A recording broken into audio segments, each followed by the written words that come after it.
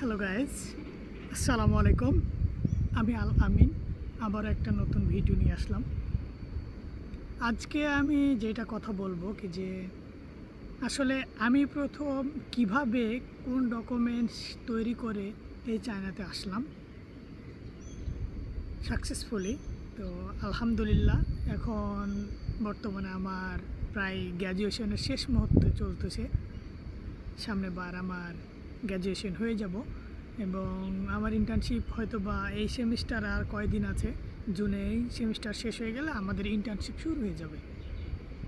তো আসলে চায়না কি বলবো, চায়না হচ্ছে এমন একটা এডুকেশন সিস্টেম হাব যেখানে না টিচার যা দিবে তোমাকে নিজেকে গড়ে নিতে হবে। ঠিক আছে, তুমি এখানে লট অফ অপরচুনিটি পাবা, বাট তোমাকে নিজেকে প্রিপেয়ার করে নিতে হবে। এখানে কেউ তোমাকে হাতে ধরে ধরে প্রিপেয়ার করাবে না। ঠিক আছে, তো আমি যেটা বলতেছি যে চায়নাতে আসতে কী কী ডকুমেন্ট আমি প্রিপেয়ার করেছিলাম আসার পূর্ব মুহূর্তে।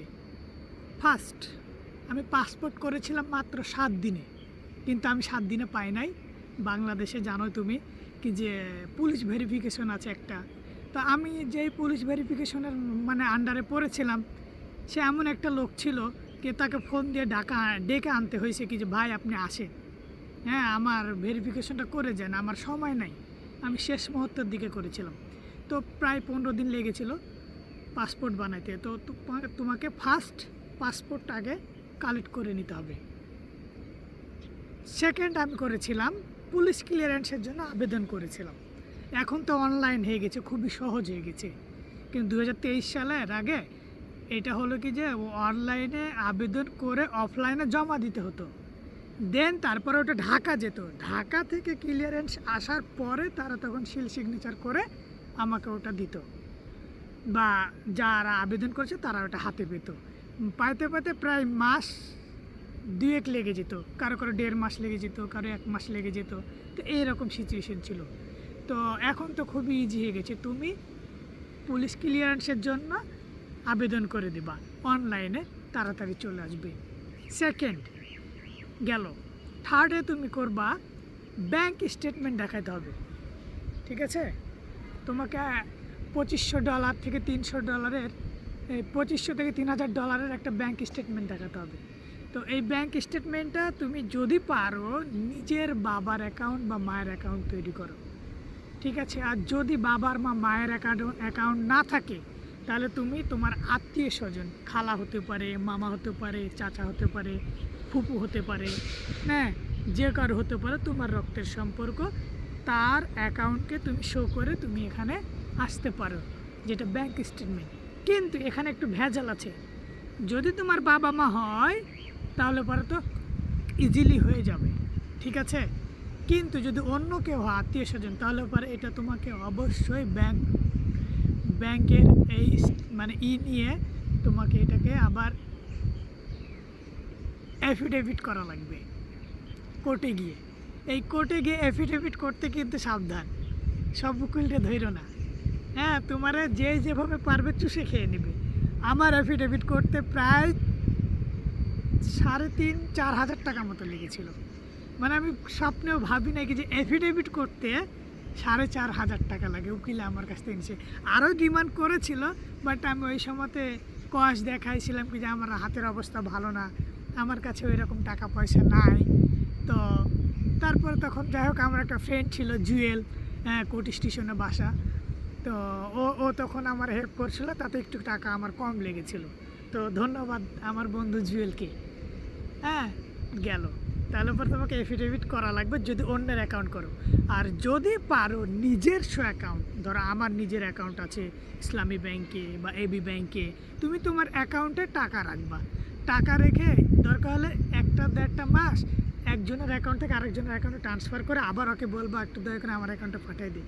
এভাবে করে কিছু ট্রানজাকশন দেখাবা, কারণ তোমাকে লাস্ট 3 মাসের কিন্তু ট্রানজাকশনের কপি হলো কি যে লাগতে পারে, হ্যাঁ লাগতে পারে, সবসময় লাগে না বাট লাগতে পারে। তো এটা তোমাকে করতে হবে। তুমি নিজের অ্যাকাউন্ট যদি করতে পারো এটা সবচেয়ে বেটার হয়। ঠিক আছে, এখন তো 3 লাখ টাকা বেশি টাকা না, তোমার অ্যাকাউন্টে রাখলা আব্বা আম্মাকে বলে, দেন তখন তুমি ব্যাংক স্টেটমেন্ট তৈরি করে ফেললা বা গেল। ঠিক আছে, তোমার এই তিনটা মাস্ট। তারপরে বলা হয় মেডিকেল করতে। ভাই আমি তোমারে বলি, মেডিকেলটা কখনোই কম্পালসারি নয়। হুদাই হুদাই তুমি টাকা নষ্ট করো না, কারণ চায়নাতে এসেও তোমাকে আবার হলো কি যে মেডিকেল করা লাগবে। কোনো উপায় নেই, তোমাকে চায়নাতে এসে মেডিকেল করাই লাগবে। যদি তুমি মেডিকেল না করো তাহলে পরে তো হবেই না। ওই মেডিকেলের রিপোর্ট তোমার কোনো কাজে দিবে না। ভাই আমরা করে আসছিলাম, আমাদের ছুঁড়ে ফেলে দিয়েছে, আবার নতুনভাবে আমাদের হলো কি মেডিকেল করা লাগছে। ইউনিভার্সিটি তোমাকে অবশ্যই আবার নতুনভাবে মেডিকেল করার জন্য পুশ করবে এবং করতে হবে, এটা রুলস। তো হুদাই তুমি দেশে মেডিকেল করবা না, ঠিক আছে? এবার আমি তোমারে বলি ভাই, মেডিকেল রিপোর্ট একটা বানিয়ে নেওয়া যায়, বানাই নিবা বাস, যদি লাগে, কিন্তু লাগবে না। অ্যাম্বাসি তো মেডিকেল কখনো রিপোর্ট দেখে না, তারাও ছুঁড়ে ফেলে দেয়। তো তোমার মেডিকেলের চেক আপ নিয়ে কোনো টেনশান নাই, ঠিক আছে? গেল, আপাতত তোমার আর কিছু লাগবে না। ওকে, এ হচ্ছে কাহিনি। আমি হ্যাসাল পাইছিলাম শুধুমাত্র পাসপোর্টে, এফিডেভিটে, কিন্তু সত্য কথা কি বলবো, আত্মীয় স্বজন তো অনেক আছে। আমার না ব্যাংকের অ্যাকাউন্ট ছিল না, মানে আমার নিজের কোনো ব্যাংকের অ্যাকাউন্ট ছিল না। আমি কিন্তু অন্যের ব্যাংকের অ্যাকাউন্ট নিয়ে এসেছি। আসলে আমি কোন ফ্যামিলি থেকে উঠে আসছি, আমার বন্ধু বান্ধব আত্মীয় স্বজন তারা জানে, আমার এলাকার মানুষ জানে, আমাকে যে চিনে তারা জানে আমি আসলে কোন ফ্যামিলি থেকে বিলং করি বা কীভাবে আসছি এইখানে, তারাই জানে। তো এগুলো আস্তে আস্তে বলবো, এখন বলবো না গো। সব যদি একদিনই বলে দেই, পরবর্তীতে কি ভিডিও বানাবো, ঠিক আছে?